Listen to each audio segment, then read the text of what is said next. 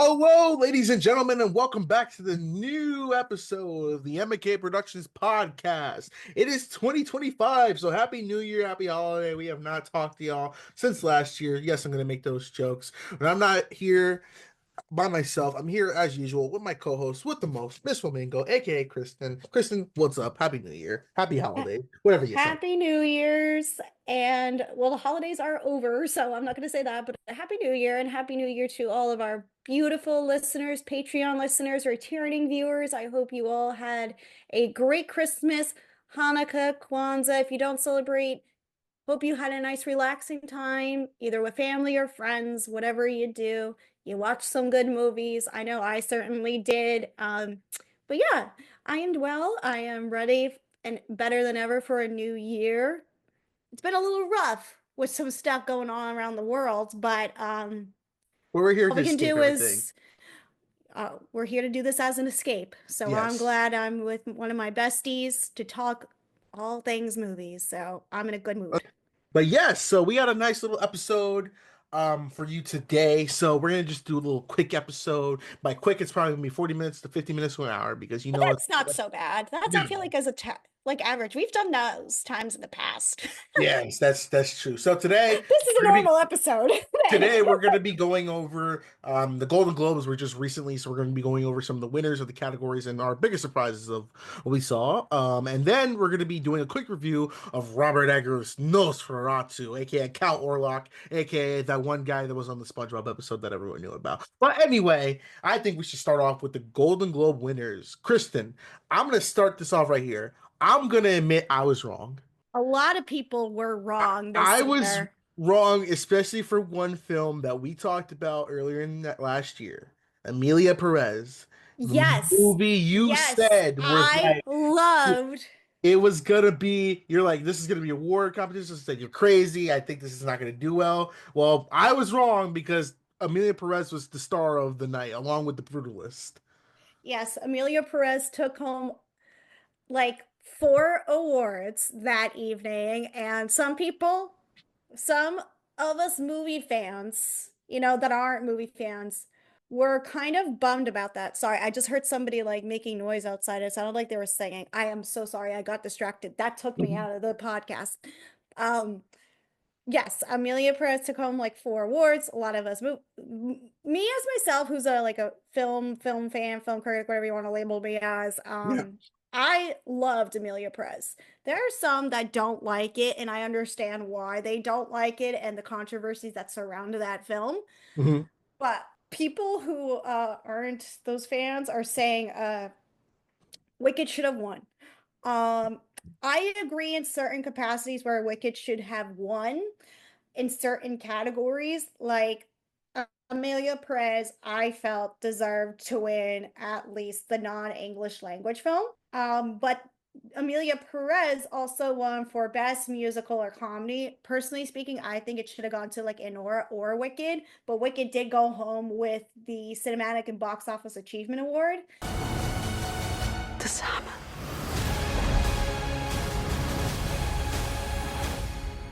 Anyways, let's get into it. Let's start from the beginning with Best Drama Motion Picture. The winner went to The Brutalist. I have seen most of these except Nickel Boy and The Brutalist. I've heard so many things this award season about The Brutalist, especially when it hit the awards circuit and how incredible it is because it's like an over 3 hour film. And I was like, how is this going to take over award season? It did. I thought Conclave could have won, but I thought I oh my gosh, excuse me. My prediction was right because I made some Golden Globe predictions and I said The Brutalist was gonna win. A part of me thought, like I said, Conclave was gonna win, but it did not. Because actually I was thinking about it. You and I did about a week ago. We did my first live stream over on my Instagram page, and you came on. We did some Golden Globe talk. Yeah, we thought Conclave was gonna take it, but I'm I wrong. think you might have thought were thinking that. I said The Brutalist on my prediction thing because I have my notes here and I got that category right from when I made my initial video. But best motion picture, musical or comedy, like we said, it went to Amelia Perez. Let's see. Then after that, this one was a big shocker. Best motion picture animated. Everybody was saying Wild Robot was going to win the Chris Sanders film that stars Lupita Nyong'o. But it went to my favorite animated film of 2024, and that is Flow. It's a beautiful film. I've talked about it on here a couple of times, but Flow went home with that award. I was in that section, like I said, I thought Wild Robot was going to win, but it did not. Amelia Perez won for non-English language film. I thought it was gonna at least go to a Disney film. I was super wrong. No, yeah. I mean, sometimes the Golden Globes have that little sneak every once in a while where it's like, oh, it's this one. But then I feel like maybe this year the Wild Robot could take home the Oscar because I feel like looking back now at all the awards between the Wild Robot and Flo, they've been going back and forth, like on a lot of award like critic and all this stuff circuit. Even though the Mhm. Wild Robot has like so many like Annie nominations. So like it's anybody's game for that one. It's like that one or that one. Even though there is love for Inside Out too. Even though I do like it, I just don't love it. I don't think compared to a lot of other people. But I do love those characters of Inside Out. Did you see any of the other not animated features? Because I know you did see Wallace and Gromit. Yes, I was hoping that was gonna win, but I knew it was a long shot. That was my long shot pick. I watched Inside Out 2. I thought it was fine. Well, it was good, but I still like the first one better. Me too. I didn't watch Flow. Wild Robot was fantastic. Some people were saying Wild Robot was overrated, and I just like, okay. But my heart was Wallace and Gromit, but Aardman really doesn't get that much love except for Aardman doesn't really get a lot of love. Yeah, but Wild Robot does have love, though, I will say. At least I think it does. But Mhm. I haven't really seen a lot of people say it's overrated, though. There's some people I've read that they're saying it's just a mid story with just a good animation. Okay. That that's Um, that's what I heard, and I was like, okay. all right, then we got into, I think, the biggest surprise of the night, and that is best performance by a female actor in a motion picture drama. I was really gonna say Angelina Jolie, knowing this was her time, but it went to Fernanda Torres for I'm Still Here, which I have not seen yet.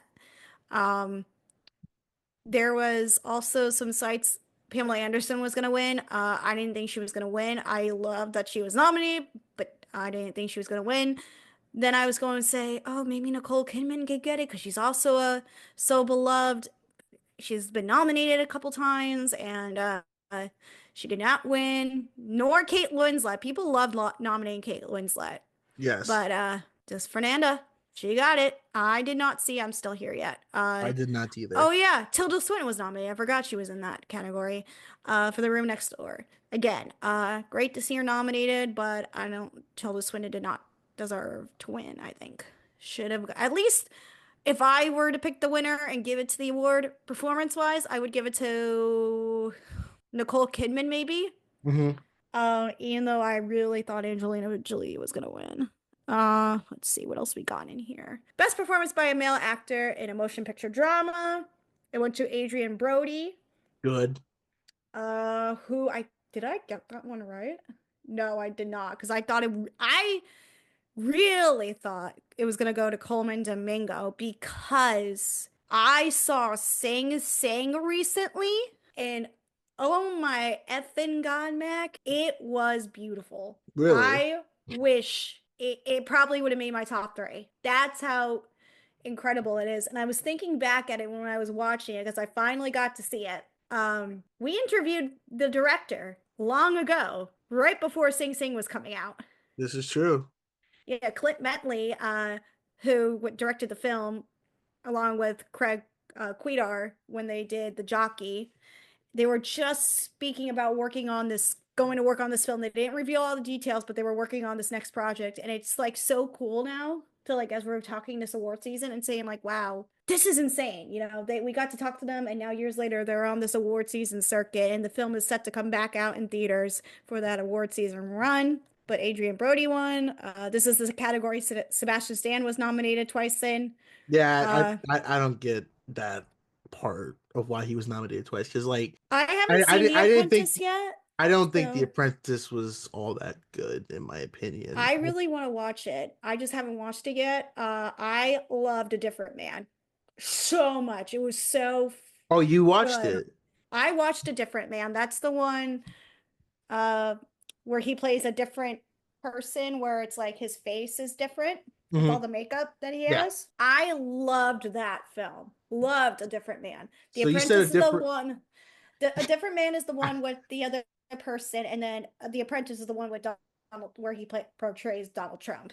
See, when you said that, I thought about Better Man with Robbie Williams, and I just had a monkey came to my my No, face. no, no, I was like, I'm not. wrong one, To be wrong. fair, I don't have an interest in a better man, a different man, different man. That's the one Sebastian Stan won for, but I haven't seen The Apprentice yet.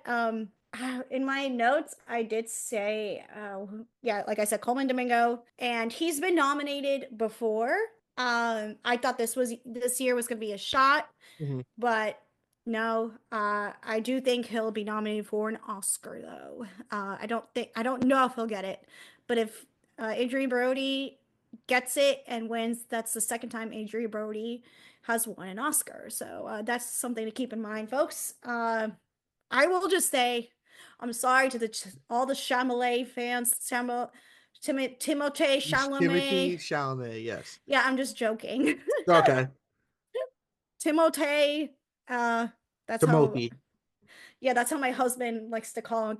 Timote. Timothy. Timote. That if my husband hears this, he'll know what I'm. Anyways, That's getting I'm cut out.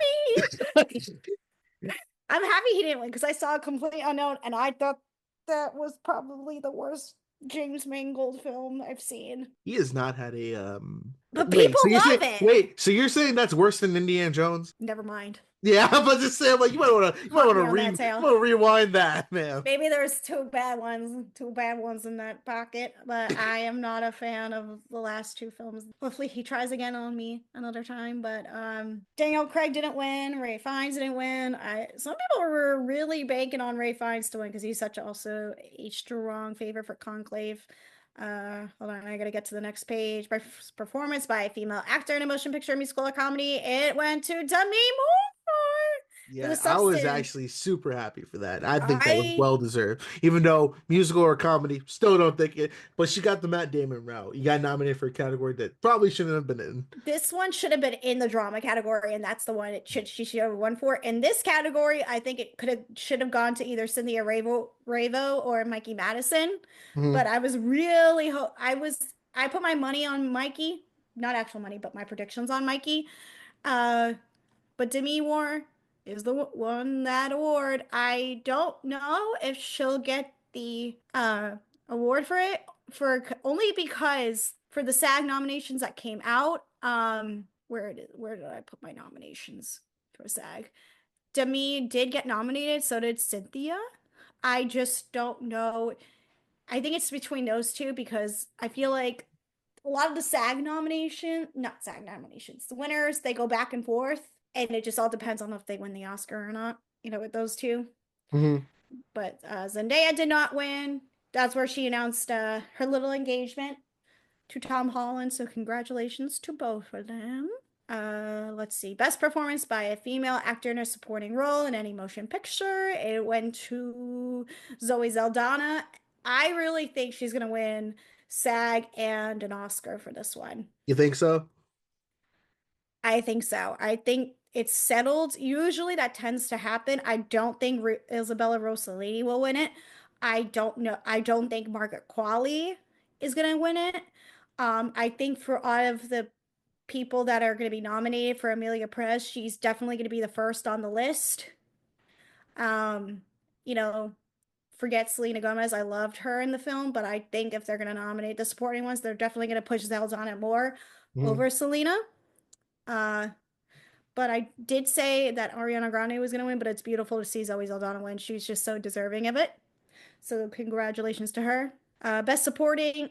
Best supporting role in any motion picture for an actor, it went to Kieran Culkin for Real Pain, which is no surprise. He won the Golden Globe last year as well.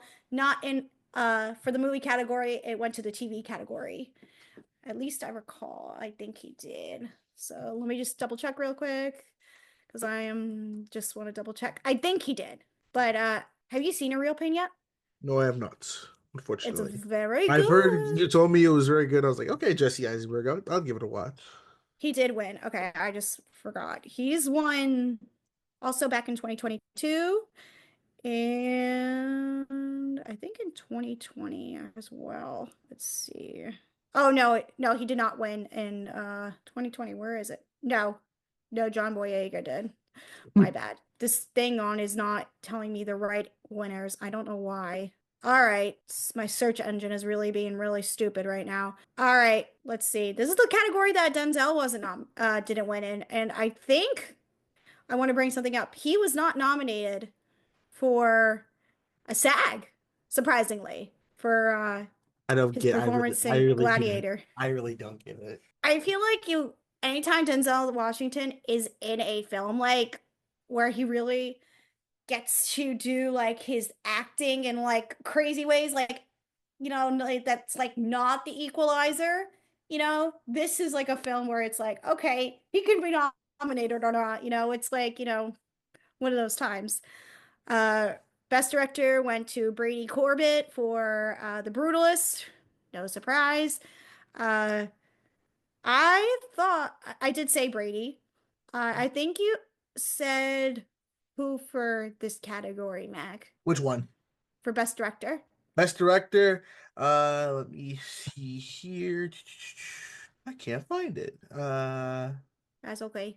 Because I'm on the Google thing, so I'm just seeing everything. Oh, nominee. Hold up. Winners and nominees. There we go. Drama, actress, drama, motion picture. Come on, is it not going? Oh, hold up. Nope. Dude. Oh, okay. I thought it was gonna go probably to. I don't think I had a pick for this. I was just like, it's up in the air. Oh, okay. Fair I enough. was just like, because I'm not really familiar with a lot of the directors like top of my mind, so I figured I just went off the movies, and I thought Conclave would have maybe taken it, but with the Brutalists, if usually when the movie wins the Best Actor award, then the director has a chance for that, and when Adrian Brody won, I kind of figured that it wasn't far behind that they were going to win the Best Director. It's fair. Uh, let's see. That piece of hair stuck to me. Best screenplay motion picture. It did go to Conclave. I really thought it was going to go to Anora. Unfortunately, Anora did not go home with anything. So Mhm. sad.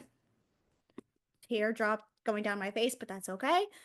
Um, but a lot of good nominees here because Jesse Eisenberg was nominated, Emilia Perez was nominated, Substance. So yeah, let's see what else we got. Original score. This went to Trent Reznor and Octavius Ross for Challengers.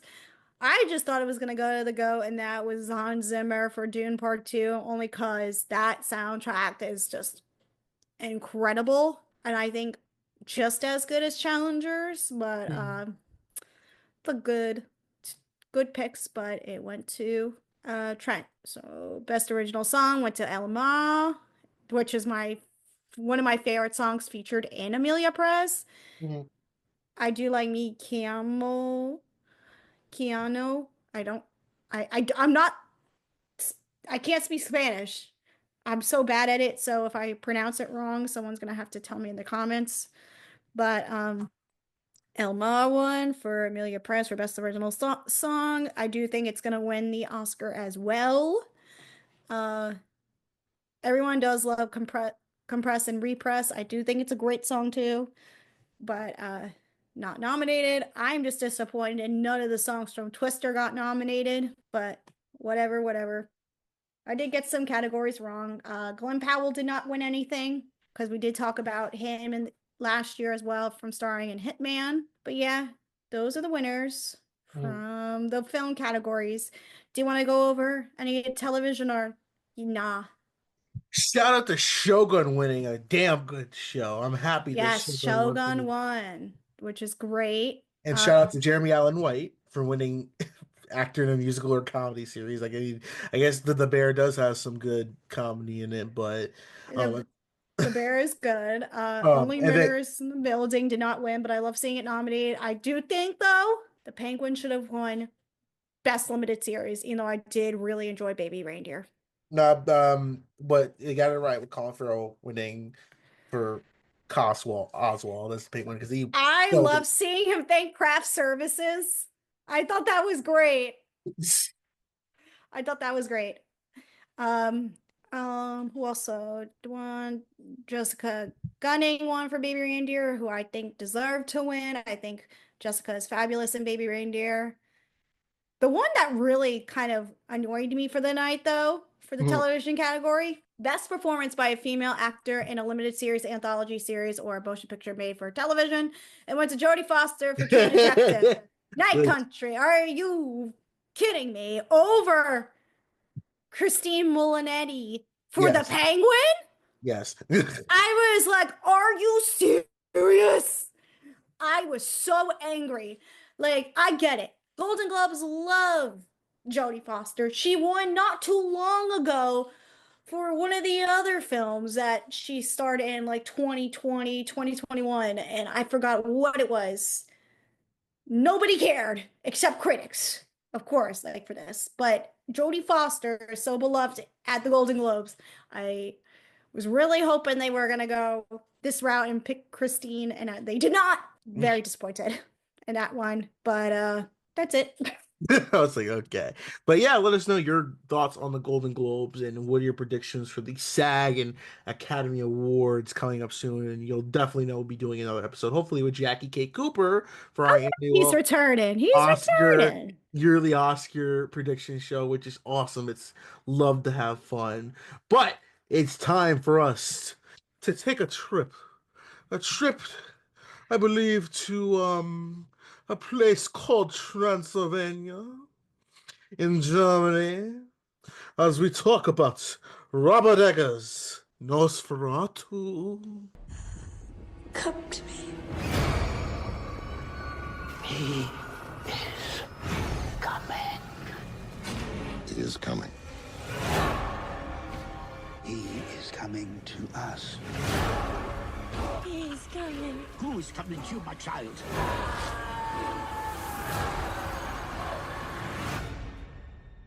Nosferatu. Rated R. Only in theaters Christmas Day. Special engagements in Dolby and IMAX. All right, so the topics or the film we're covering today, we are covering the newest edition, a remake of the original F.W. Murnau's 1922 film Nosferatu, which is self-inspired by Bram Stoker's 1897 novel Dracula. And it stars Bill Skarsgård, Nicholas Hoult, and Leroy Depp. And we got Aaron Taylor Johnson, Emma Corrin, I'm sorry, Ralph Ineson, Simon McBurney, and Willem Dafoe. So this film has been in development since 2015. And I think having Robert Eggers did this is a good thing. I'll explain that why later and kind of go into his whole filmography. But this was a lot of people's anticipated film for the end of the year. And, besides Sonic killing Mufasa, any hopes that had in the box office, Nosferatu was really the last big player for 2024. And it's a small budget film, but it's a very thought-provoking movie, a slow burn. And damn, it is fantastic. Small budget. 50 million I don't call small budget. Yeah, that's smaller for some of these other movies. I mean, that's more than Smile 2 had for a budget. Well, that Smile 2's budget went to probably Naomi Watts for the entire movie. Oh yeah, that is more. Okay, never mind. All right, report taken. Kristen, what do you like about Nosferatu? What are we feeling about this film? Oh, I loved it. It was like it was so close to making my top 10 of the year, but I loved everything about it. I love Robert Eggers' direction. He has become the go-to person to direct gothic horror. Yes. Whether you watch The Witch, whether you watch The Lighthouse or now Nosferatu, I do think The Lighthouse is still his best film. in my opinion, on because of repeat watches. I have yet to see Nosferatu again and just have my opinion on it and maybe have it changed, but I love his work. Even like after watching The Northman, Mhm. that does have some gothic horror like elements into it, even though it is like a action film as well. And I don't want to go into deep territory, but a historical epic action film, I will say. He knows how to direct in unique ways that explore folklore, mythology, and he blends it into, I think, creative ways. Whether you see it in the way he brings on cinematographers, his actors, and finding his right footing to tell the story. Yeah. So, it does go into dark territories here, and the way that I love That's a this film, that's a light way to put it. yes, Jesus Christ. uh, Nosferatu does explore more in this film, which I liked seeing a lot more than what the original had done, because this is not a like you could say it's a remake, but it's Nosferatu has been told in other ways, but I've been calling this Robbert Eggers' take on the film, on the story. You know, I feel like that's the best way to say it, if you get what I'm going with, you know? I get what you mean, yeah. So, when did you see this? Did you see this right before? Did you see this on Christmas Day, like a lot of people who don't celebrate the holiday, or did you see it after all the hustle and bustle of the holiday?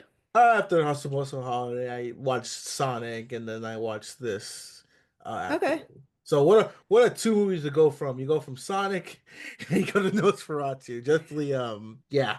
I saw Baby Girl first and then went to go see Nosferatu. So that's a feature. That's a double feature right there. That's a lot of smecks in one day to see all that. And I was just like, all right, I had enough. So, but I did like, obviously, I like Nosferatu over Baby Girl. I do think though we need to get into the performances. Mainly Bill Skarsgård, because of his look of Nosferatu and his take on the vampire.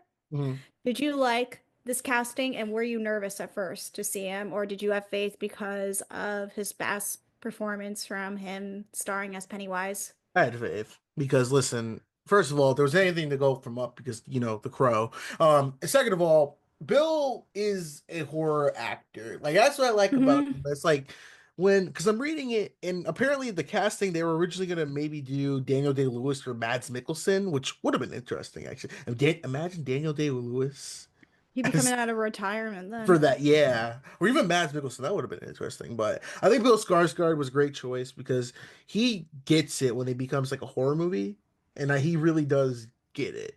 I And I love would, him as a horror actor. He's like so good. He's so good. Whether you watch him in Barbarian, even though Mhm. he's not like the villain in it, I like it when he stars in horror films or in Pennywise, or I can't think of the other one that he did. Even you could consider American Assassination has some horror in it. It's a Yeah. horror movie as it sucks. Yeah. But no, I just think that it was great. I liked his interpretation of Nosferatu because you think about it, are really everyone that is alive now or who isn't movie nerds like us or even like historical nerds, there's people who may have seen the original 1922 film, which is hard to find because a lot of the copies were destroyed. There's a lot of Mhm. people who mostly know Doug Jones, who had a take on it two years ago in 2023. And then, which is funny, they casted Willem Dafoe, who played Nosferatu in the 2000 Shadow of a Vampire, which is like, so you have all these different people to compare it to, and I think that he did a good job for this interpretation, what they were going for. Yeah. They based it off of Bram Stoker's character, Count Dracula. I will say that. The one interesting thing I want to bring up is the mustache. Spoiler alert, because people were freaking out Spoiler online alert, there's a saying that mustache. there's a mustache. Run! Be warned, everybody. He has a mustache. I liked it. I didn't think it was good. I don't think at first it was gonna fit, but I was like, all right, I can ride with this. It The was way like it's like on the same level as when Pennywise started to dance in the first It movie. I'm like, I rock. it Like I just felt works. that It same just energy, works. like it just works. It's like, okay. But then we gotta talk Lily Rose Depp, which she's phenomenal in this film, and I think like her best performance in her career. Oh yeah, by a country mile. Yeah, she's only like how old is she? 25? She's still got years to go. I mean, this is better than freaking Yoga Horsers or whatever that was with Kevin's I almost said Kevin Spacey. Oh my God, Kevin Kevin Smith. Smith. Definitely better. Better. And better than The Idol. Oh yeah, and better than I will say. Did you ever see Voyagers? No. Oh God, you're not missing much. Uh oh, when I'm looking at it, what the hell was Wolf? Never mind. Okay, that was nothing. Okay, I'm like looking back at her film career, and I was like, did she direct? Was she in other horror stuff? And no, just yoga things. Oh yeah, she was also in Tusk, but that's like a cameo thing. But she was great here. It shows her dynamic range as an actress. And I liked her chemistry a lot with Nicholas Hoult. And I liked her chemistry going back to Bill Skarsgård. Bill Skarsgård also, I didn't get to say, also scared me a little. I want to give a shout but out I, to Nicholas Hoult too. He did a good job. He was great here. Like I said, he had great chemistry with Lily Depp. Aaron Taylor Johnson was great. Willem Dafoe and is also fabulous here. Him and Robbert Eggers have become like the team now because they work together in The Lighthouse. They've Yep. done The Northman together. It's like now it's like the staple now. It's kind of like how Marty and Leo go together. Now it has to be Eggers and Dafoe together. Oh like, yeah. Like going forward, I think that's how it needs to go. Can I? One thing I do want to praise about Nosferatu is that the atmosphere in this movie is absolutely perfect. They were able to perfectly represent 1800s Germany in like this weird, this Victorian era. Like it felt like it was straight from that time, and that's what made it work. Like it feels like they took the 1922 silent film and just said, let's just place it in the 1800s, and we're filming it with modern technology. Yeah, they did. That's why Robbert Eggers is so great with telling gothic horror. And to add on to your point, with the shadows in that film, Yeah, I was gonna say the same. Yeah, the shadowing shadows are in this amazing. film, stellar, especially when that image dropped Mhm. where it has Nosferatu's hand and the long fingernails going over Lily's Yep. face. Ooh, Mhm. that was good. And then it went over the town in that one scene. Like it stretches over Winsborg or whatever it was, Transylvania. It's been a minute since I watched it. That's how I really want to go back and rewatch it. But you know the shot when we're talking about? It's just like his arm extends. Yeah, it was the trailer shot when it's just like it has a hole over this town. It's just like the Yeah. shadow going over. I was like, that's a great Like, shot. yeah, like that.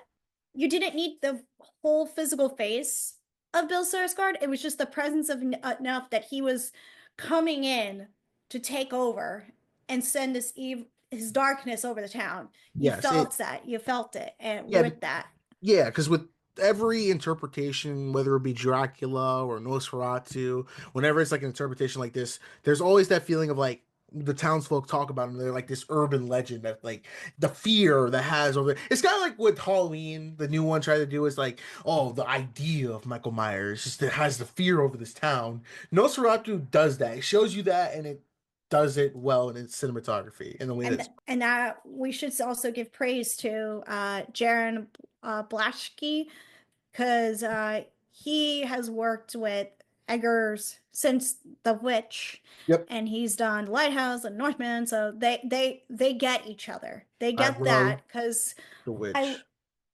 I want to see, you know how studios will often release like the books, like those beautiful coffee table books of like how the imagery got together, the storyboarding. Yep, I feel like we need that for this. I agree. Because I would love to see more of the insight to this of like how they prepared each shot and like how with the dark colors of it Mhm. and how they brought it to life and feeling also creating this also at this old look, you know? I really liked it a lot because I want to find out. I don't remember. Do you remember if this was shot on Location? 35? No, I was Oh, like saying to myself, it was a shot on 35, and it was because I was like, Makes sense. I was wondering if that was because it says on Wikipedia, shot on 35 millimeter in film color by cinematographer Jaron, adopting a desaturated look that was reminiscent of the 19th century romanticism using special filters, which helps. Mhm. Did you like the soundtrack for it too? I did. I liked it. The only reason why I liked the I will say this. I should put it this way.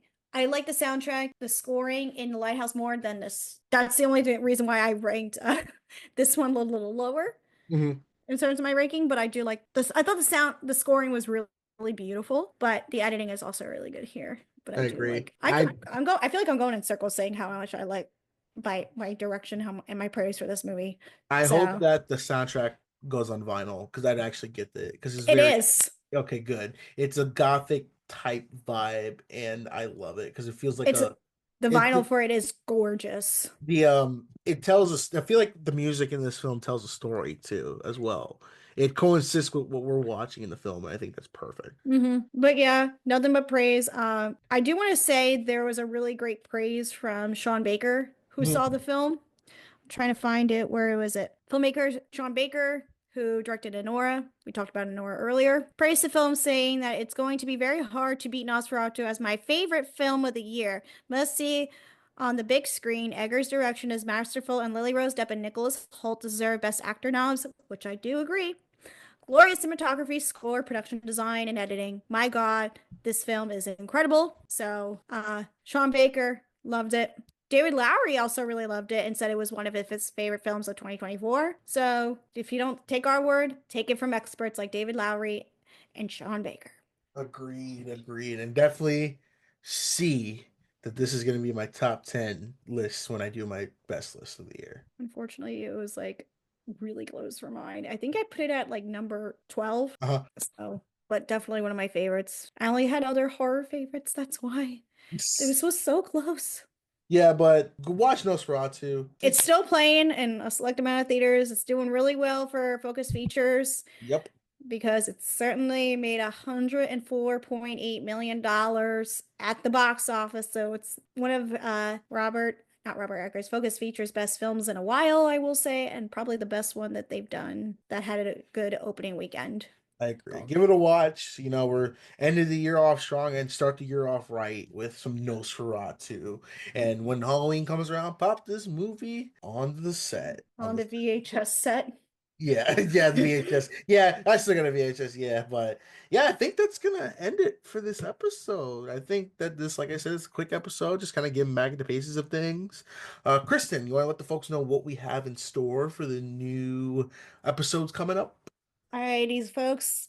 We're gonna get it out of the way. We're gonna talk the worst films of 2024. Yay! Yay. I posted mine, but I never went into full detail of mine. I posted But mine too. Mac, you did your review, your rundown, but we are both gonna talk our worst films. I noticed one film made our list in the same spot in its placing when I saw your list, and I was like, that's funny. Great minds think alike. I'm about to say, yeah, we share thoughts. But then after that, we are going to talk best, of course. As Mac mentioned, this will probably be mentioned in his best list. He's still crunching it out, but that's okay. Yes, I am. You can check out mine if you want to see it's available on my Instagram. But we're also gonna talk Wolfman. That is the first film we're gonna discuss for 2025. That's a newer release. Though Nosferatu is also a newer release. We're gonna talk one of the best, potentially best, whatchamacallit, it's Universal Creature, right? I'm like going blank on it. I think so. I can't remember myself. I'm gonna No, I'm like going brain dead right now with this. I am so sorry, folks. But we're talking a Universal Creature that most of us know. But it certainly looks like an improvement from the Emily Blunt film that came back in 2010. Do you remember that? Oh, yeah. Looks like a huge improvement for that. So we'll talk our thoughts with that. And then, of course, we will get into other stuff as the year plays out. We will also do an Oscar episode, I'm sure. We will do some other watch alongs. We haven't done a watch along in a while. And we will work our way to our special 150th episode. Oh, We're just a yes. few episodes away from that. How Wait. exciting that is. Oh God, we've been here for years now. I We're didn't. just gonna keep going. This year, We're gonna. if we go well, we can get to 200 this year. I don't think we'll get to 200, my guy. If 50 episodes, come on, 50 episodes in the entire, we can do it. That means we're gonna have to be committed like weekly. We got this. Okay. I say that weird, like my ear is only 178. I mean, that's not bad. But until next time, we want to Wait, before you do, we gotta thank the lovely people over on Patreon. We can't forget about Yes. our lovely patrons. Yeah, we got the same Patreon. Lily Maxima, Audrey Hayes, and Darius the Riptide are our Patreons. Remember to follow us on Patreon. You get shout outs every month and early access to new content as well. We're gonna be really vibing with that Patreon. Maybe do some exclusive events on there. Maybe some live streaming on there too, just for the patrons. But until next time, I've been Mac. This has been Kristen, and you've been listening to another episode of the M&K Productions Podcast. Peace. Bye.